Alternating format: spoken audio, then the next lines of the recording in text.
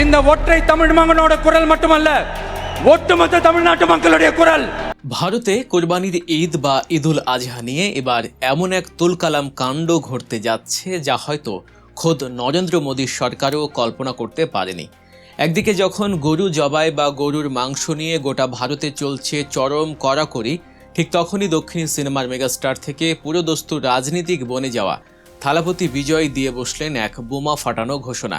நல்லது செய்யவா இல்ல நம்மளுடைய இந்த இஸ்லாமிய நண்பர்களுக்கும் இஸ்லாமிய தோழர்களுக்கும் எதிராக சதி செய்யவா। তিনি স্পষ্ট জানিয়ে দিয়েছেন আসন্ন ঈদুল আজহায় তিনি শুধু মুসলিম সম্প্রদায়ের পাশে দাঁড়িয়ে সন্তুষ্ট থাকবেন না, বরং তিনি নিজে সরাসরি কোরবানিতে অংশ নেবেন।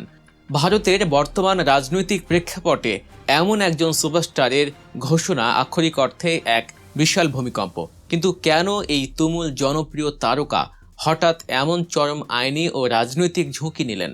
এর পেছনে কি শুধুই ধর্মনিরপেক্ষতার বুলি, নাকি লুকিয়ে আছে দিল্লির মসনদ কাঁপিয়ে দেওয়ার মতো কোনো সুগভীর রাজনৈতিক চাল? தூக்கி எறிஞ்சிட்டு உங்களுக்காக மட்டுமே வந்திருக்கிறேன், உங்களுக்காக நன்றி கடன் செலுத்துறதுக்காக மட்டுமே வந்திருக்கிறேன்। বর্তমান ভারতের দিকে তাকালে আমরা দেখতে পাই সেখানে কোরবানির ঈদকে কেন্দ্র করে তীব্র রাজনৈতিক মেরুকরণ চলছে। বিভিন্ন রাজ্যে পশু জবাই, বিশেষ করে গরু জবাইয়ের উপর কঠোর আইনি নিষেধাজ্ঞা আরোপ করা হয়েছে। 2014 সালে কেন্দ্রে বিজেপি সরকার ক্ষমতায় আসার পর থেকে গোরক্ষা আন্দোলন একটি অত্যন্ত সুসংগঠিত রাজনৈতিক হাতিয়ারে পরিণত হয়েছে। অন্যদিকে সংখ্যালঘু মুসলিম সম্প্রদায়ের মধ্যে এই বিধি নিষেধগুলো কেন্দ্র করে এক ধরনের চাপা ক্ষোভ ও হতাশা ক্রমশই বাড়ছে। ভারতের সংবিধান একদিকে নাগরিকদের ধর্মীয় স্বাধীনতার অধিকার দেয়, আবার অন্যদিকে রাজ্যগুলোকে পশু জবাই সংক্রান্ত আইন প্রণয়নের ক্ষমতাও দেয়। এই দুই সাংবিধানিক অধিকারের যে সাংঘর্ষিক অবস্থান, ঠিক সেই জায়গাতেই তৈরি হয়েছে বর্তমান সংকট। সব রকম সমস্যা, আমাদের তো ওই দোকানেই তো রুজি রোজগার, তাই যদি পেটেই আমাদের লাথি দেয় তাহলে আমরা কি করে বাঁচবো? আর এই ঘোলা পানিতেই কিস্তিমাত করতে চাইছেন থালাপতি বিজয়। তামিল সিনেমার এই সুপারস্টার হুট করেই রাজনীতিতে আসেননি। দশকের পর দশক রূপালী পর্দা কাঁপিয়ে মানুষের মণিকোঠায় জায়গা করে নেয়ার পর তিনি প্রতিষ্ঠা করেছেন নিজের রাজনৈতিক দল টিভিকে বা তামিলাগা ভেট্টি কাজগাম। তার রাজনৈতিক যাত্রা শুরু থেকে একটি বিষয় খুব স্পষ্ট ছিল, তিনি ধর্মনিরপেক্ষতার প্রশ্নে কোনো আপোষ করবেন না। এর আগে যখন নাগরিকত্ব আইন বা অন্যান্য ইস্যুতে ভারত জুড়ে মুসলিমদের নিয়ে বিভাজনের রাজনীতি তুঙ্গে, তখন বিজয় প্রকাশ্যেই মুসলিম ভাইদের সাথে কাঁধে কাঁধ মিলিয়ে নামাজে অংশ নিয়েছেন, করেছেন রমজানের ইফতার। সেই ছবি তখন সোশ্যাল মিডিয়ায় রীতিমতো ভাইরাল হয়েছিল। তবে এবারের ঘোষণাটি আগের সব রেকর্ড ছাড়িয়ে গেছে। কোরবানিতে অংশ নেয়ার এই ঘোষণাটি কোনো আবেগের বশবর্তী হয়ে দেয়া নয়, বরং এটি একটি অত্যন্ত সুচারু রাজনৈতিক হিসাব নিকাশ। ভারতের জাতীয় রাজনীতিতে নিজেকে প্রাসঙ্গিক করে তুলতে হলে বিজয়কে এমন একটি ইস্যু ধরতে হতো যা সারা দেশের মানুষকে স্পর্শ করে। বর্তমানে ভারতের বিরোধী দলগুলোর দিকে তাকালে এটি স্পষ্ট শূন্যতা চোখে পড়ে। কংগ্রেস থেকে শুরু করে অন্যান্য বড় আঞ্চলিক দলগুলো কেউ সংখ্যালঘুদের অধিকার বা পশু জবাইয়ের মতো স্পর্শকাতর ইস্যু নিয়ে সরাসরি এবং আক্রমণাত্মক অবস্থান নিতে পারছে না। তাদের ভয় একটাই, হিন্দুদের ভোট হারানো। কিন্তু থালাপতি বিজয়ের রাজনৈতিক সমীকরণ সম্পূর্ণ ভিন্ন। বিজয়ের এই সাহসের পেছনের মূল কারণ হলো তামিলনাড়ুর রাজনৈতিক সংস্কৃতি। তামিলনাড়ুতে বিজেপির ভিত্তি ঐতিহাসিকভাবেই অত্যন্ত দুর্বল। সেখানে হিন্দুত্ববাদী রাজনীতির চেয়ে দ্রাবিড়ীয় আত্মপরিচয় এবং ধর্মনিরপেক্ষতার আবেদন অনেক বেশি। ফলে কোরবানির পক্ষে অবস্থান নিয়ে বিজয় রাজনৈতিকভাবে ক্ষতিগ্রস্ত হওয়ার ঝুঁকি অন্য রাজ্যের নেতাদের তুলনায় অনেক কম। বরং এই ঘোষণার মাধ্যমে তিনি ভারতের সংখ্যালঘু সম্প্রদায়ের কাছে নিজেকে একটি বিশ্বাসযোগ্য এবং অকুতোভয় মুখ হিসেবেই প্রতিষ্ঠিত করার মোক্ষম সুযোগ পেয়েছেন। তিনি যদি সত্যি কোরবানিতে অংশ নেন, তবে এটি আর কেবল একটি ধর্মীয় উৎসব পালনের মধ্যে সীমাবদ্ধ থাকবে না, এটি পরিণত হবে কেন্দ্রীয় সরকারের সংখ্যালঘু নীতির বিরুদ্ধে সরাসরি প্রতিবাদের এক বিশাল প্রতীক।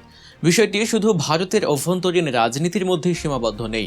আন্তর্জাতিক মানবাধিকার সংস্থাগুলো যেমন USCIRF, অ্যামনেস্টি ইন্টারন্যাশনাল বা হিউম্যান রাইটস ওয়াচ দীর্ঘদিন ধরেই ভারতের সংখ্যালঘুদের অধিকার সংকুচিত হওয়া নিয়ে উদ্বেগ প্রকাশ করে আসছে।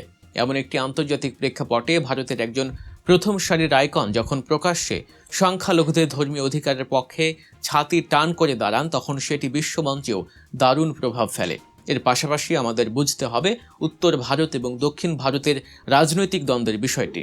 ভারতের অর্থনীতি, শিক্ষা ও উন্নয়নে দক্ষিণ ভারত, বিশেষ করে তামিলনাড়ুর মতো রাজ্যগুলোর অবদান বিশাল।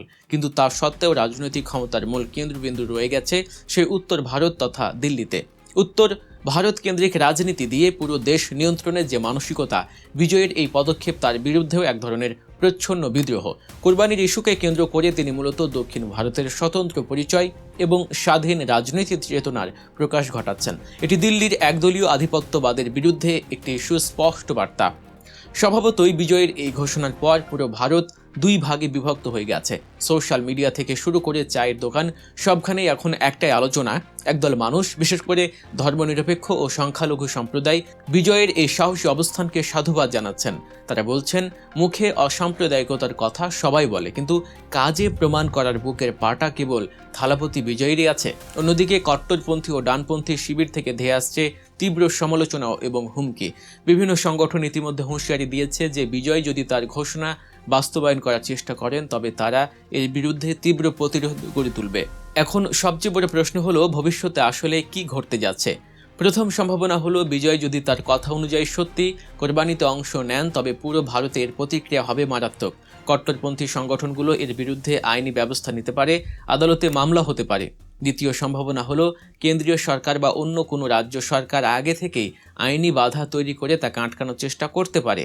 তেমনটা হলে পরিস্থিতি আরও উত্তপ্ত হবে, কারণ তখন এটি আর কেবল কুরবানির ইস্যু থাকবে না, এটি পরিণত হবে রাজ্যের অধিকার বনাম কেন্দ্রের আগ্রাসনের লড়াই।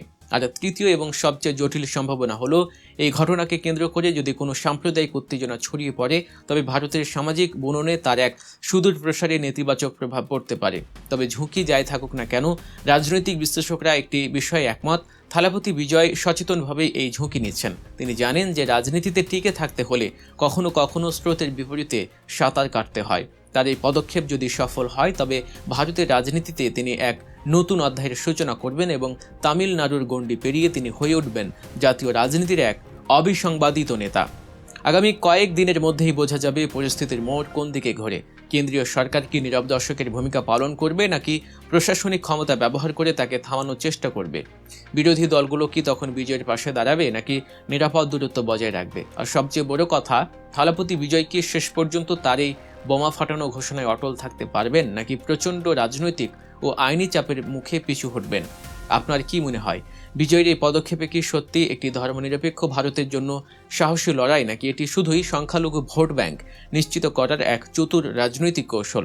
আপনাদের মূল্যবান মতামত অবশ্যই কমেন্ট করে জানাবেন। ভিডিওটি ভালো লাগলে লাইক দিন এবং শেয়ার করুন। এ ধরনের আরও বিশ্লেষণধর্মী ভিডিও পেতে গল্প নিউজ চ্যানেলটি সাবস্ক্রাইব করতে ভুলবেন না। দেখা হচ্ছে পরবর্তী ভিডিওতে। ধন্যবাদ।